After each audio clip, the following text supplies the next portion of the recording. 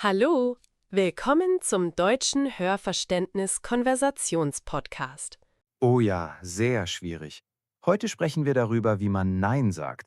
Wie sagt man Nein auf Deutsch, ohne unhöflich zu sein? Genau.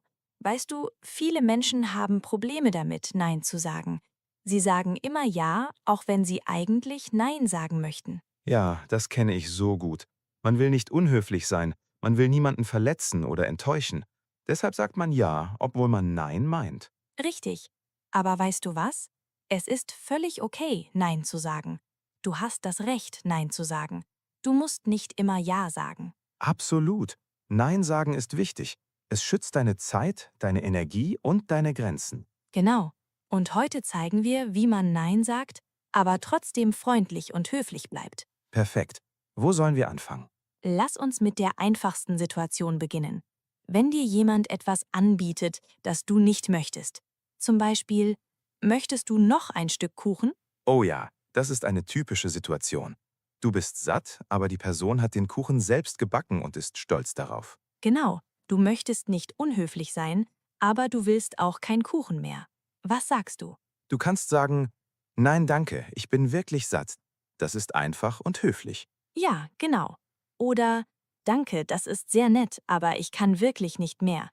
So zeigst du, dass du das Angebot schätzt, aber Nein sagst. Richtig. Oder du kannst ein Kompliment hinzufügen. Der Kuchen war so lecker, aber ich bin wirklich voll. Ich kann leider nicht mehr. Oh, das ist sehr gut. Ein Kompliment macht das Nein weicher. Die Person fühlt sich nicht abgelehnt. Genau. Du sagst nein, aber du zeigst auch, dass du den Kuchen gut fandest. So bleibt die Person nicht traurig. Absolut. Das ist eine wichtige Technik. Nein sagen, aber etwas Positives hinzufügen. Ja, lass uns über eine andere Situation sprechen. Was ist, wenn dein Freund dich um einen Gefallen bittet, aber du hast keine Zeit? Oh, das ist schwierig. Du willst deinem Freund helfen, aber du hast wirklich keine Zeit. Was tust du? Du könntest sagen, tut mir leid, aber ich habe heute leider keine Zeit. Ich habe schon so viel zu tun. Ja, das ist gut. Du erklärst den Grund, das macht es verständlicher. Genau. Oder du kannst eine Alternative anbieten. Heute geht es leider nicht, aber morgen könnte ich dir helfen. Wäre das okay? Oh, das ist sehr gut. Du sagst Nein für heute, aber du bietest eine andere Lösung an. So zeigst du, dass du helfen möchtest, aber gerade nicht kannst. Richtig. Eine Alternative anzubieten ist oft eine gute Idee. So fühlt sich die andere Person nicht komplett abgelehnt. Genau. Zum Beispiel, ich kann dir heute nicht beim Umzug helfen, aber ich kann dir meinen Transporter leihen. Ja, perfekt. Du hilfst auf eine andere Weise. Das ist freundlich und praktisch. Absolut. Aber manchmal gibt es auch Situationen, wo du keine Alternative hast, wo du einfach Nein sagen musst. Ja, das stimmt. Was machst du dann? Dann sei ehrlich, aber freundlich. Sag zum Beispiel, ich würde dir gerne helfen, aber ich kann wirklich nicht. Ich habe diese Woche keine freie Minute. Ja, das ist klar und ehrlich. Du erklärst die Situation, ohne lange Ausreden zu erfinden. Genau, lange Ausreden sind meistens nicht gut. Sie klingen oft nicht ehrlich. Besser ist eine kurze, klare Erklärung. Absolut. Und weißt du, was wichtig ist? Du musst dich nicht übermäßig entschuldigen. Oh ja, das ist ein sehr guter Punkt. Viele Menschen sagen 10-mal Entschuldigung, wenn sie Nein sagen. Das ist nicht nötig. Genau. Ein Tut mir leid oder Leider geht das nicht reicht völlig. Du musst dich nicht dauernd entschuldigen. Richtig.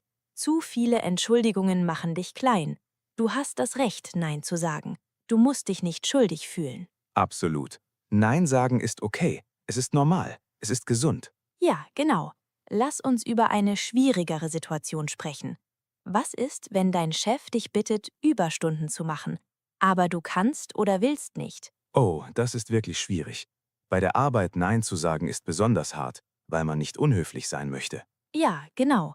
Aber auch hier hast du das Recht, Nein zu sagen. Besonders wenn du einen guten Grund hast. Richtig. Zum Beispiel könntest du sagen, ich verstehe, dass viel Arbeit da ist, aber heute Abend habe ich einen wichtigen Termin. Ich kann leider nicht bleiben. Ja, das ist professionell.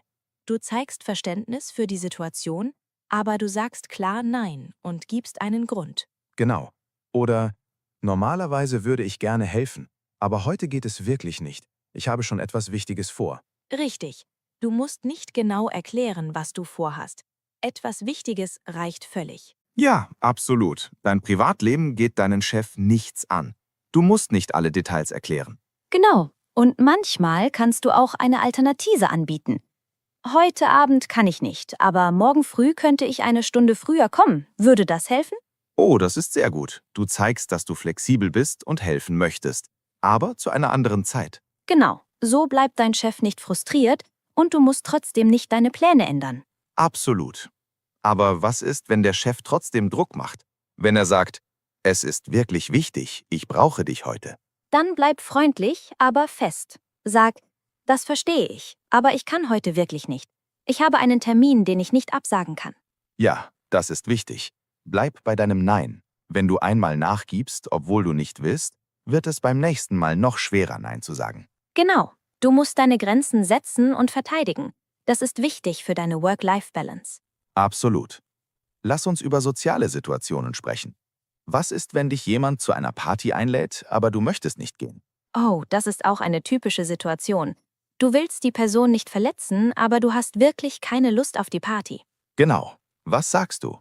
Du kannst sagen, danke für die Einladung, das ist sehr nett von dir, aber ich kann leider nicht kommen. Ja, das ist höflich. Du bedankst dich für die Einladung, sagst aber klar Nein. Genau. Und wenn die Person fragt, warum, kannst du einen einfachen Grund nennen. Ich habe schon etwas anderes vor oder ich bin an dem Abend nicht in der Stadt. Richtig. Du musst nicht lügen, aber du musst auch nicht alle Details erklären. Genau. Ich habe etwas vor, ist völlig ausreichend. Auch wenn das etwas ist, dass du zu Hause auf der Couch entspannen möchtest. Ja, deine eigene Zeit ist auch wichtig. Du musst nicht zu jeder Einladung Ja sagen. Absolut. Und weißt du was? Manchmal ist es okay, einfach zu sagen, danke, aber ich brauche dieses Wochenende Zeit für mich. Oh ja, das ist ehrlich und gesund. Jeder braucht manchmal Zeit alleine. Genau. Die meisten Menschen verstehen das. Und wenn sie es nicht verstehen, ist das ihr Problem, nicht deins. Richtig. Du musst nicht jedem alles recht machen. Absolut. Lass uns über Verkaufssituationen sprechen. Wenn jemand versucht, dir etwas zu verkaufen und du möchtest nicht kaufen. Oh, das ist auch schwierig. Besonders wenn der Verkäufer sehr freundlich ist und viel Zeit mit dir verbringt. Ja, genau. Man fühlt sich verpflichtet zu kaufen, weil die Person so nett war. Richtig. Aber du bist nicht verpflichtet. Du darfst Nein sagen, auch wenn der Verkäufer nett war. Absolut. Du kannst sagen, danke für die Beratung, aber ich möchte das heute nicht kaufen. Ich überlege es mir noch. Ja, ich überlege es mir noch, ist eine sehr gute Formulierung. Das ist höflich, aber klar. Genau. Oder das ist mir zu teuer. Oder das ist nicht genau das, was ich suche. Richtig. Sei ehrlich, aber freundlich. Der Verkäufer macht nur seinen Job. Er wird nicht böse sein. Genau. Und wenn der Verkäufer trotzdem weitermacht und dir andere Produkte zeigen will, sag einfach, nein danke, ich schaue mich noch um oder ich melde mich, wenn ich Hilfe brauche. Ja, das ist gut. Du setzt eine klare Grenze, bleibst aber höflich. Genau. Und dann geh einfach. Du musst nicht bleiben und weiter zuhören. Richtig. Manchmal ist es okay, einfach zu gehen. Ein freundliches Auf Wiedersehen und dann weg. Absolut. Lass uns über eine unangenehme Situation sprechen. Was ist, wenn dir jemand Geld leihen möchte, aber du möchtest das nicht? Oh, das ist wirklich schwierig. Besonders wenn es ein Freund oder eine Familienmitglied ist. Ja, genau. Du willst nicht gemein sein, aber du möchtest dein Geld auch nicht leihen. Richtig. Was kannst du sagen? Du kannst ehrlich sein.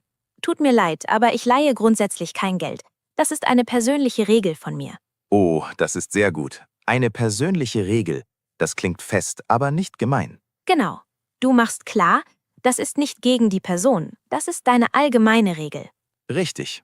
Oder du kannst sagen, ich würde dir gerne helfen, aber ich habe gerade selbst kein Geld übrig. Ja, das ist auch gut. Du zeigst, dass du helfen würdest, aber nicht kannst. Genau. Und das ist auch oft wahr. Die meisten Menschen haben nicht viel Geld übrig zum Leihen. Absolut. Und du musst dich nicht schuldig fühlen. Dein Geld ist dein Geld. Du entscheidest, was du damit machst. Richtig. Niemand hat ein Recht auf dein Geld. Auch nicht Freunde oder Familie. Genau. Und wenn die Person böse wird, weil du Nein sagst, dann ist das ein schlechtes Zeichen. Ja, absolut. Ein echter Freund respektiert dein Nein. Er wird nicht böse sein. Genau. Lass uns über Essen und Trinken sprechen. Was ist, wenn dir jemand Alkohol anbietet, aber du möchtest nicht trinken? Oh, das ist manchmal schwierig. Besonders in Deutschland, wo Bier und Wein sehr normal sind. Ja, genau. Manchmal gibt es sozialen Druck zu trinken, aber du musst nicht. Absolut nicht. Du kannst einfach sagen, danke, ich trinke heute keinen Alkohol. Ja, das ist klar und einfach. Du musst keinen Grund geben. Richtig. Aber wenn die Person weiterfragt, kannst du sagen, ich fahre noch mit dem Auto oder ich muss morgen früh aufstehen oder ich fühle mich heute nicht danach. Genau. Alle diese Gründe sind völlig okay und niemand sollte dich unter Druck setzen. Absolut. Wenn jemand sagt, ach komm, nur ein Glas, dann bleib fest. Nein, danke, ich möchte wirklich nicht. Ja, genau. Wiederhole dein Nein, wenn nötig. Du musst dich nicht rechtfertigen. Richtig, dein Körper, deine Entscheidung. Das gilt für Alkohol, aber auch für Essen. Absolut. Wenn dir jemand Fleisch anbietet und du bist Vegetarier, sag einfach, danke, aber ich esse kein Fleisch. Ja, das ist klar und höflich. Die meisten Menschen verstehen das und respektieren es. Genau. Und wenn jemand fragt, warum, kannst du einen kurzen Grund geben oder einfach sagen, das ist eine persönliche Entscheidung. Richtig, du musst nicht deine ganze Lebensgeschichte erzählen. Genau. Lass uns über Beziehungen sprechen. Was ist, wenn dich jemand auf ein Date einlädt, aber du möchtest nicht? Oh, das ist eine heikle Situation. Du willst die Person nicht verletzen, aber du musst ehrlich sein. Ja, genau. Sei freundlich, aber klar. Sag zum Beispiel, danke, das ist nett, aber ich möchte lieber nur Freunde bleiben. Ja, das ist direkt und ehrlich. Die Person weiß sofort, woran sie ist. Genau. Oder, danke für die Einladung, aber ich bin nicht interessiert an einem Date. Richtig, sei nicht zu vage. Sag nicht vielleicht oder ich muss mal schauen, wenn du eigentlich Nein meinst. Ja, das ist sehr wichtig. Vage Antworten geben der Person falsche Hoffnung. Besser ist ein klares, höfliches Nein. Absolut. Und wenn die Person weiterfragt oder Druck macht, bleib fest. Ich habe Nein gesagt. Bitte respektiere das. Ja, genau. Du musst nicht nett bleiben, wenn jemand deine Grenzen nicht respektiert. Richtig. Nein heißt Nein. Das muss jeder akzeptieren. Absolut. Lass uns über Familie sprechen. Was ist, wenn deine Familie dich zu etwas drängt, das du nicht machen möchtest? Oh, das ist besonders schwer. Familie kann sehr viel Druck machen. Ja, genau. Zum Beispiel, deine Mutter will, dass du zu einem Familientreffen kommst, aber du hast wirklich keine Lust. Richtig. Was sagst du? Du kannst ehrlich sein. Mama, ich liebe dich, aber ich kann dieses Mal nicht kommen. Ich brauche ein ruhiges Wochenende. Ja, das ist gut. Du zeigst Liebe, aber setzt auch eine Grenze. Genau. Oder, ich weiß, dass es dir wichtig ist, aber für mich ist es zu viel gerade. Ich komme beim nächsten Mal. Richtig. Du erkennst die Gefühle der anderen Person an, aber du änderst trotzdem deine Entscheidung nicht. Genau. Das ist eine wichtige Technik. Die Gefühle der anderen Person anerkennen, aber trotzdem Nein sagen. Ja, absolut. Du zeigst, dass du die Person verstehst, aber du änderst trotzdem nicht deine Entscheidung. Richtig. Und manchmal wird die Familie trotzdem böse oder enttäuscht sein. Das musst du aushalten. Ja, das ist schwer, aber du kannst nicht immer alle glücklich machen. Genau. Wenn du immer nur Ja sagst, um andere glücklich zu machen, wirst du selbst unglücklich. Absolut. Du musst auch an dich denken, an deine eigenen Bedürfnisse und Grenzen. Richtig. Lass uns über die Arbeit sprechen. Was ist, wenn ein Kollege dich bittet, seine Arbeit zu machen? Oh, das passiert leider oft. Manche Menschen versuchen, ihre Arbeit auf andere abzuschieben. Ja, genau. Und wenn du zu nett bist, machst du am Ende die Arbeit von 2 Personen. Richtig. Deshalb ist es wichtig, Nein zu sagen. Du kannst sagen, tut mir leid, aber ich habe selbst genug zu tun. Ich kann dir nicht helfen. Ja, das ist klar und fair. Du erklärst, dass du deine eigene Arbeit hast. Genau. Oder du sagst, das ist nicht meine Aufgabe. Das musst du selbst machen. Ja, manchmal muss man direkter sein. Besonders wenn jemand immer wieder fragt. Richtig. Und wenn die Person sagt, aber du bist so gut darin oder es dauert nur 5 Minuten, dann bleib fest. Ja, genau. Das sind Manipulationsversuche. Lass dich nicht überreden. Absolut. Sag einfach, trotzdem kann ich es nicht machen. Ich habe meine eigenen Aufgaben. Genau. Und wiederhole dein Nein, so oft es nötig ist. Richtig. Lass uns über eine Technik sprechen. Die kaputte Schallplatte. Oh, was ist das? Das ist eine Technik, wo du immer wieder das Gleiche sagst, egal was die andere Person sagt. Also wie eine kaputte Schallplatte, die immer wieder das Gleiche spielt. Ah, ich verstehe. Kannst du ein Beispiel geben? Klar.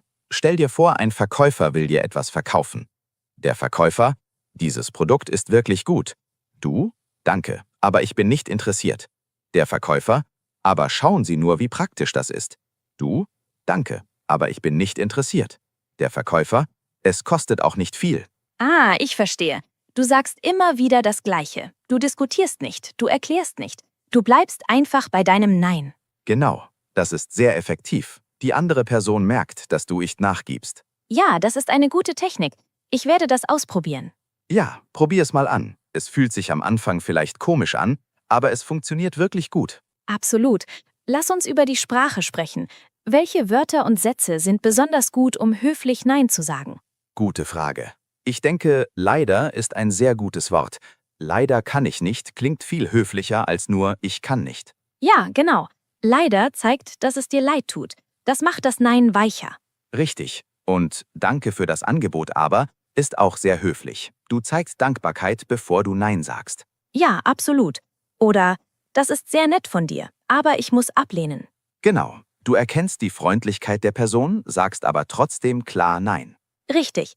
Was sind noch gute Formulierungen? Ich würde gerne, aber das zeigt, dass du prinzipiell interessiert wärst, aber aus einem Grund nicht kannst. Ja, gut. Oder, unter normalen Umständen würde ich ja sagen, aber... Richtig. Oder ich schätze die Einladung sehr, aber Genau. All diese Formulierungen sind höflich, aber klar. ja, absolut. Und wichtig ist auch der Ton. Du solltest freundlich klingen, aber bestimmt. Ja, genau. Nicht aggressiv, aber auch nicht unsicher. Eine ruhige, klare Stimme ist am besten. Richtig. Und halte Blickkontakt, wenn möglich. Das zeigt, dass du es ernst meinst. Ja, absolut. Körpersprache ist auch wichtig. Steh aufrecht, schau die Person an. Genau. Das zeigt Selbstbewusstsein. Die andere Person merkt, du meinst dein Nein ernst. Absolut. Lass uns über schwierige Menschen sprechen. Was ist, wenn jemand dein Nein nicht akzeptiert? Das ist sehr frustrierend. Manche Menschen hören einfach nicht zu. Ja, genau. Sie fragen immer wieder oder sie versuchen dich zu überreden. Richtig. Was machst du dann? Bleib ruhig, aber fest. Wiederhole dein Nein. Sag, ich habe bereits Nein gesagt. Meine Antwort bleibt Nein. Ja, das ist gut. Du machst klar, das ist meine finale Entscheidung. Genau. Und wenn die Person immer noch nicht aufhört, kannst du das Gespräch beenden. Sag, dieses Gespräch ist beendet. Ich gehe jetzt. Richtig. Du musst nicht bleiben und diskutieren. Du hast das Recht, wegzugehen. Absolut. Niemand darf dich zu etwas zwingen oder dich unter Druck setzen. Genau. Und wenn jemand wütend wird, weil du Nein sagst, ist das sein Problem, nicht deins. Ja, absolut. Du bist nicht verantwortlich für die Emotionen anderer Menschen. Richtig. Wenn jemand wütend wird, weil du eine Grenze setzt, dann respektiert diese Person dich nicht. Genau. Und solche Menschen solltest du vielleicht aus deinem Leben entfernen. Ja, das ist ein harter Schritt, aber manchmal nötig. Absolut. Lass uns über kulturelle Unterschiede sprechen. In manchen Kulturen ist Nein sagen sehr direkt normal. In anderen ist es sehr unhöflich. Ja, das ist ein interessanter Punkt. In Deutschland ist es eigentlich okay, klar und direkt zu sein. Ja, genau. Deutsche schätzen Ehrlichkeit und Klarheit. Ein klares Nein ist besser als ein vages Ja. Richtig. Natürlich sollst du höflich sein, aber du musst nicht um den heißen Brei herumreden. Genau. Um den heißen Brei herumreden bedeutet nicht direkt zu sein. Lange Umwege nehmen, statt klar zu sagen, was man meint. Ja, das ist in Deutschland nicht nötig. Du kannst direkt sein. Nein, das möchte ich nicht. Das ist völlig okay. Richtig. In manchen anderen Kulturen würde das unhöflich sein.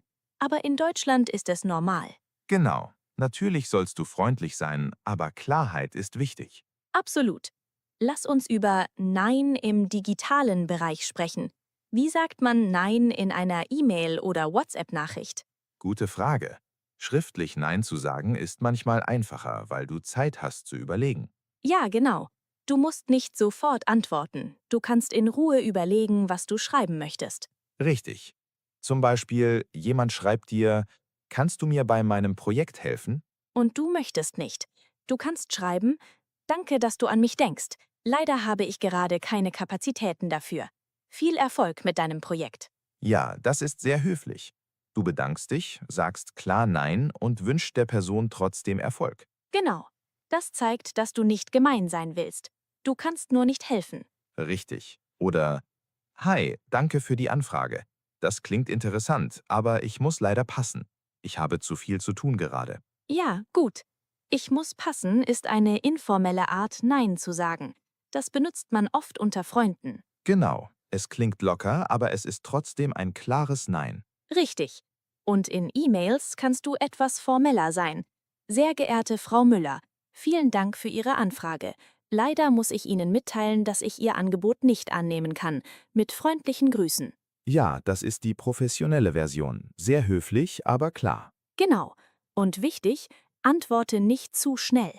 Wenn du sofort Ja sagst, nur weil du dich unter Druck fühlst, wirst du es später bereuen. Ja, absolut. Es ist okay zu sagen, danke für die Anfrage, ich muss darüber nachdenken und melde mich morgen. Genau. Das gibt dir Zeit zu überlegen. Will ich das wirklich oder fühle ich mich nur unter Druck? Richtig. Nimm dir immer Zeit für wichtige Entscheidungen. Absolut. Lass uns über Schuldgefühle sprechen. Viele Menschen fühlen sich schuldig, wenn sie Nein sagen. Oh ja, das ist ein großes Problem. Man denkt, ich bin egoistisch, ich bin ein schlechter Freund, die Person wird mich nicht mehr mögen. Ja, genau. Diese Gedanken sind sehr normal, aber meistens nicht wahr. Richtig. Nein sagen macht dich nicht egoistisch, es macht dich gesund. Absolut. Du musst auf dich selbst aufpassen. Du kannst nicht für jeden immer da sein. Genau. Wenn du nie Nein sagst, wirst du ausgebrannt. Du hast keine Energie mehr. Ja, das nennt man auf Englisch Burnout. Auf Deutsch sagen wir auch oft Burnout oder Überlastung. Richtig. Und das ist nicht gut. Du musst deine Grenzen schützen. Absolut. Denke daran, wenn du Nein zu anderen sagst, sagst du Ja zu dir selbst.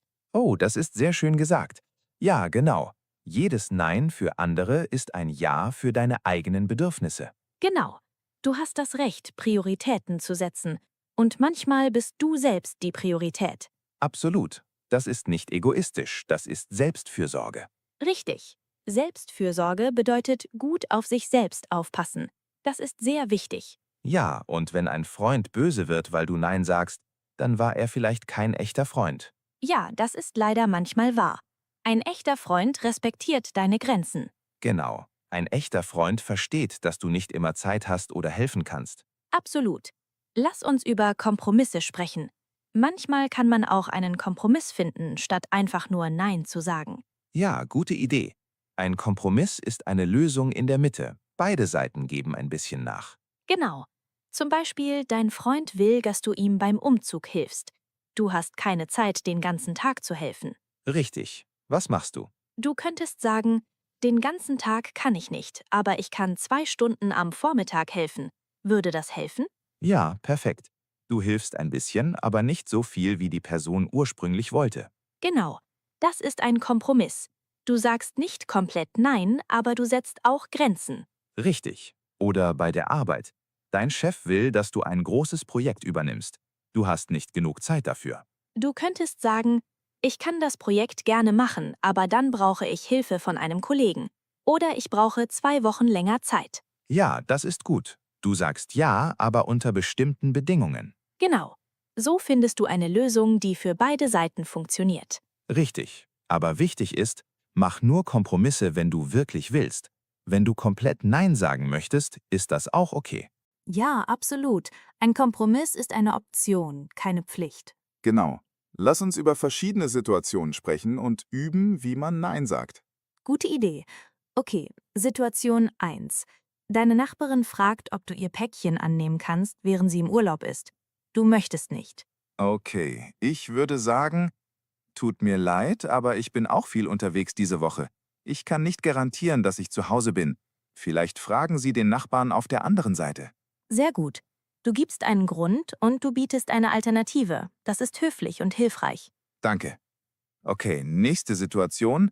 Ein Kollege will, dass ihr zusammen zum Mittag esst, aber du möchtest lieber alleine essen und ein Buch lesen. Ich würde sagen, danke für die Einladung, aber ich brauche heute die Mittagspause für mich. Ein anderes Mal gerne.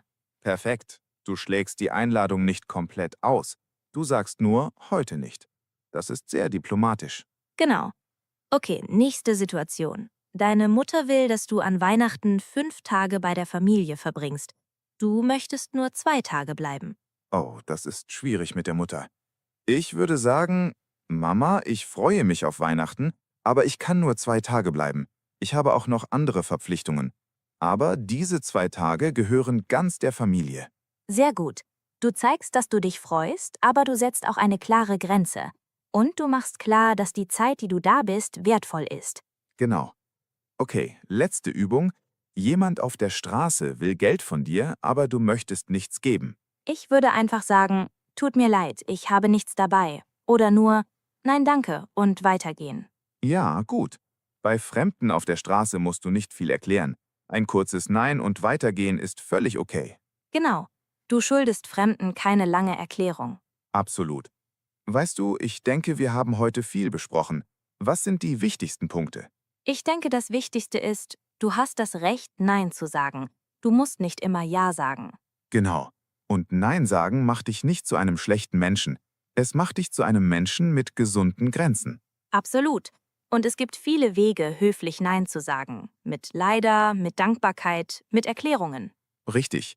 Aber du musst dich auch nicht zu sehr entschuldigen oder rechtfertigen. Genau, ein kurzes Tut mir leid reicht. Du musst nicht 10-mal Entschuldigung sagen. Absolut. Und wenn jemand dein Nein nicht akzeptiert, ist das sein Problem, nicht deins. Ja, genau.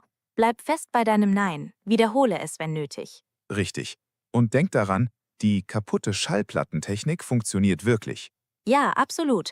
Immer wieder das Gleiche sagen. Nicht diskutieren, nicht erklären. Einfach wiederholen. Genau. Und hab keine Angst vor Schuldgefühlen. Sie sind normal, aber sie bedeuten nicht, dass du etwas Falsches tust. Richtig. Schuldgefühle beim Nein sagen sind sehr häufig. Aber mit der Zeit werden sie weniger. Ja, je öfter du Nein sagst, desto einfacher wird es. Absolut. Es ist wie ein Muskel. Du musst es trainieren. Genau. Am Anfang ist es schwer, aber dann wird es immer leichter. Ja. Also, liebe Zuhörer, übt Nein sagen. Fangt mit kleinen Dingen an. Genau. Vielleicht sagst du Nein zu einem zweiten Stück Kuchen oder Nein zu einer unwichtigen Einladung. Richtig, kleine Schritte. Und dann wirst du mutiger für die größeren Situationen. Absolut. Und denk daran, du bist wichtig. Deine Zeit ist wichtig, deine Energie ist wichtig. Ja, genau. Du musst nicht für jeden immer da sein. Du darfst auch an dich denken. Absolut. Das ist kein Egoismus, das ist Selbstfürsorge. Genau. Und Menschen, die dich wirklich schätzen, werden dein Nein respektieren. Ja, wenn jemand deine Grenzen nicht respektiert, dann respektiert er dich nicht. Richtig. Und solche Menschen verdienen vielleicht nicht deine Zeit und Energie. Absolut. So, ich denke, wir haben heute wirklich alles Wichtige gesagt. Ja, ich hoffe, unsere Zuhörer fühlen sich jetzt mutiger und besser vorbereitet. Ich auch. Nein sagen ist eine wichtige Fähigkeit fürs Leben. Absolut. Im Beruf, in Beziehungen, mit Familie, mit Fremden, überall brauchst du diese Fähigkeit. Genau. Und je früher du lernst, gesund Nein zu sagen, desto glücklicher wirst du sein. Ja, du wirst weniger gestresst sein, weniger überfordert und mehr Zeit für die Dinge haben, die dir wirklich wichtig sind. Absolut. Also, traut euch. Sagt Nein, setzt Grenzen, schützt eure Energie. Genau. Und seid höflich dabei, aber bleibt fest. Ja, höflich, aber bestimmt. Das ist die perfekte Balance. Absolut. So, dann sagen wir jetzt bis zum nächsten Mal.